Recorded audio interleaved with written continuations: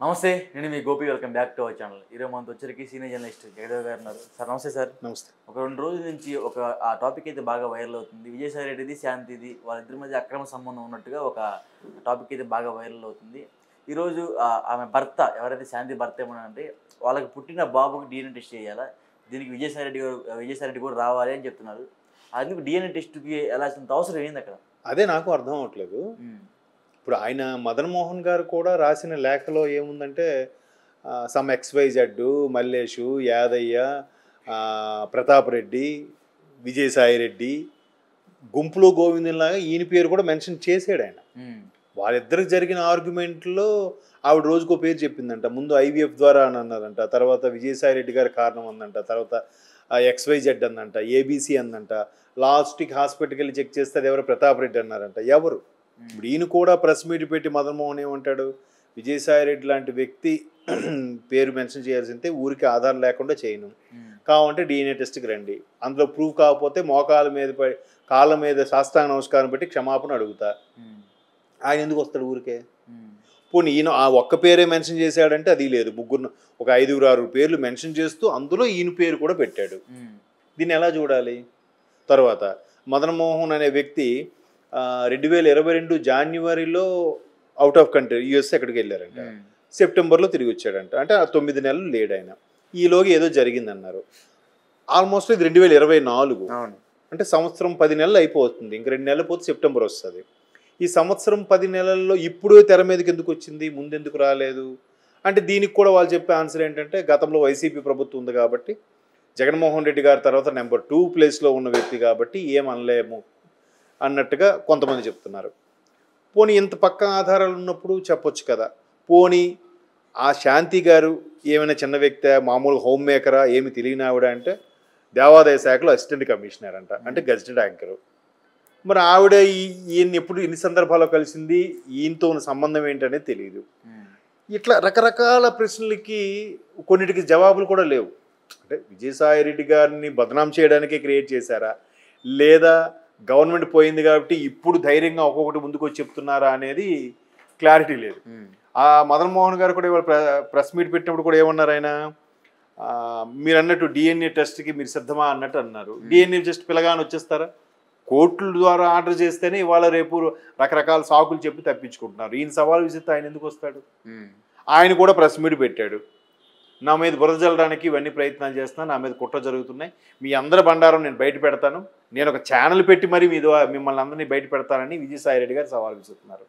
మరోవైపు మదన్ మోహన్ రెడ్డి ఏమంటున్నాడంటే మా మిస్సెస్ కూడా నేను గట్టిగా అడిగేసరికి చెప్పింది, విజయసాయి రెడ్డి ఏజ్డ్ పర్సన్, రేపో మాపో పోతే ఆయన ఆస్తి అంతా మందే అవుతుంది, అందుకే నేను ఆయనతో సంబంధం పెట్టుకున్నాను అన్నట్టుగా ఆవిడ చెప్పిందని ఈవిడ చెప్తున్నాడు అన్నట్టుగా చూసాం మనం.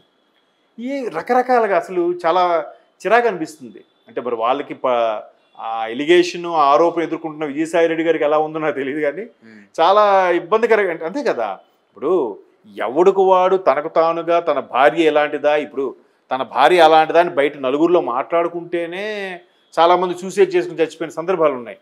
అట్లాంటిది ఆ భార్య అలాంటిదని బయట పెట్టుకోవడం, దాని మీద ఒకరు కాదు ఒకరు 5-6 పేర్లు XYZ అని పెట్టడం, అందులో విజయసాయి రెడ్డి గారి పేరుని కూడా మెన్షన్ చేయడం, తర్వాత ప్రతాప్ రెడ్డి పేరు మెన్షన్ చేసి వీళ్ళిద్దరు DNA టెస్టులు చేస్తే ఎవరో తేలిపోతుందని అనడం, ఎంత జరుగుతున్నా ఆ మహిళ విషయం ఎక్కడ బయటికి రావట్లేదు, ఎక్కడ మాట్లాడట్లేదు, ఏం జరుగుతుందని తెలియదు.